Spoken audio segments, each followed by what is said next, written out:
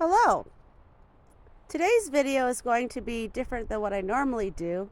Today's video is going to be about how to take care of your birds in the winter. How to take care of your turkeys, your ducks, your chickens, your geese in the winter if you live in a cold climate like I do. So I've got Boris the turkey, and I've got his mate Natasha, who's in her house right now, and I have 3 geese. 1 Emden goose and 2 Toulouse geese. So I thought I would talk a little bit about ways, what we do here on the farm in the winter to keep them comfortable. And if you guys have any better ideas or any ideas or things, you do things differently, please let me know in the comments, because that's how we learn, right? So I'll give you a few tips that I do here in the winter. So this house here, the big one, is where the turkeys are. What the hell just happened? Excuse me. And then this little one is where the geese are. So the first thing I want to talk about is their water. From the end of the fall till the spring, everything is pretty much frozen here. So I invested in heated water buckets, because here's one that's not heated. It's just a regular pot with water, and it's already almost empty and frozen, and this is an hour after I filled it. And then here is the heated water bucket, and it doesn't freeze. So the first thing I want to say is that birds need fresh water. Turkeys especially need fresh water, and geese and ducks will always make the water dirty. So as soon as you bring fresh water, the first thing the geese will do is dirty it up. Like, they'll go and dig in a hole, and then they'll wash their faces, and the water is dirty right away. So it's a constant cleaning of the water so that they stay healthy. This time of the year, as you can see, they can't really graze. Everything's melted pretty much last week, but now everything's freezing up again. So you can see they're trying to graze, but they're not going to get the nutrition that they get in the spring, summer, and fall, because it's just not there. So they're relying on their feed and whatever you give them. So I provide vitamins in their water. But one thing you have to remember if you're putting vitamins in their water is that the next day you have to completely clean it out, because you don't want to leave the remnants of the vitamins in there sitting in that mucky water and just doing gross things. So that gets right now, because they're all healthy, once a month I'll put in the vitamins in their water, and that helps them. They have their little houses, so I'll talk about the heat. So they have a heat lamp in each of their houses. And what you want to remember with any of your animals outside is you don't want the extreme hot to cold. So this is just a 175 watt lamp, and it stays here if they want to go in during the day. At night it gets turned off, so they're in the dark. But you never want to put like a heater in there, because if they go from the heater to this cold for hours, they will get sick, and birds suffer from respiratory diseases and illnesses. So you don't want to do that extreme hot to cold. But you do want to keep them comfortable. So right now it's pretty windy, and they've got places that they can go. They've got different shelters. Make sure that they have different shelters that they can go into to get away from the wind and the cold. These birds here, they like the cold. If you'll see, like, they come out, they lay in the snow, but they have those down feathers to keep them warm. So the bedding is a big deal in the winter, because in the spring, summer, and fall, you can just, let me just get rid of this ramp here.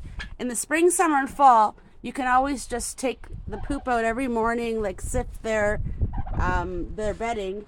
But this time of the year, their bedding is completely frozen. And if you live where I do, it's completely frozen till the spring. So we had a couple nice days, and but it's still frozen.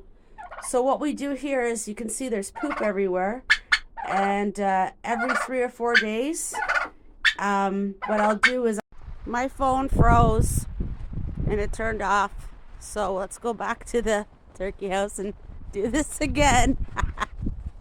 So we were talking about the bedding, how the bedding is frozen, but right now we can't keep the turkeys or the geese sitting on poop.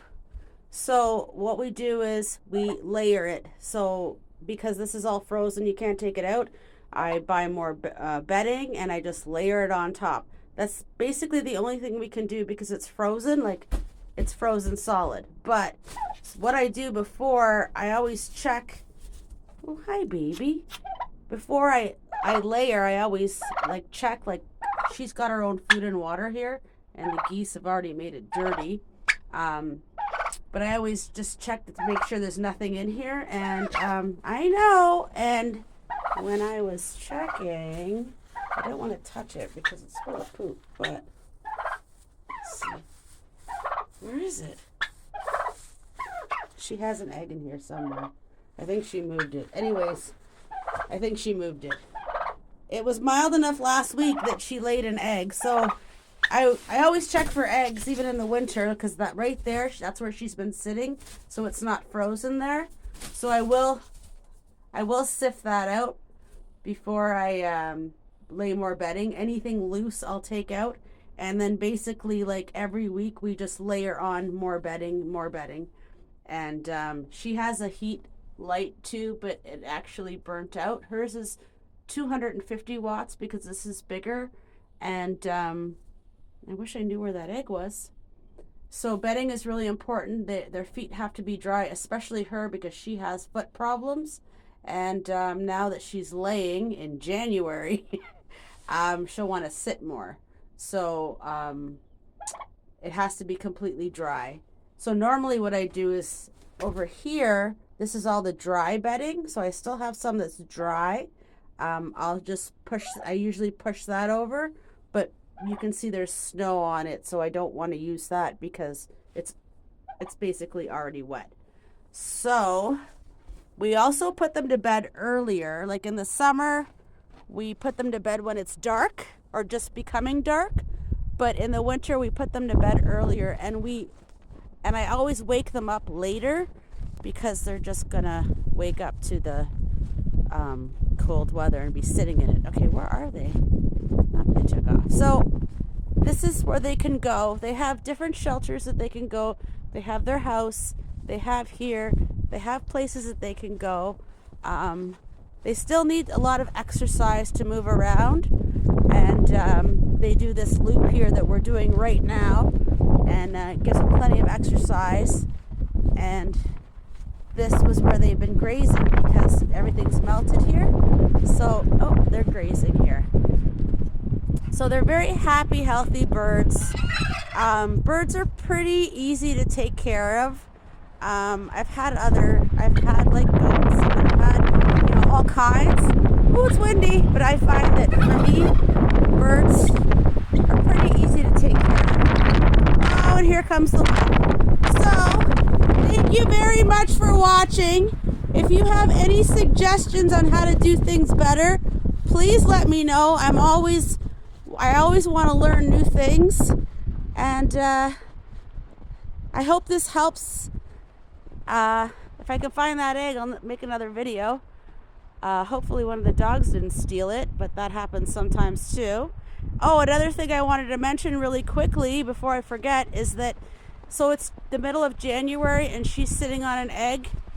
For us, it's not a good idea for any of the birds to have babies right now, because in a month from now, if the baby was born, it's being born into this, and it'll be the end of February, which is the coldest month of the year here in Canada.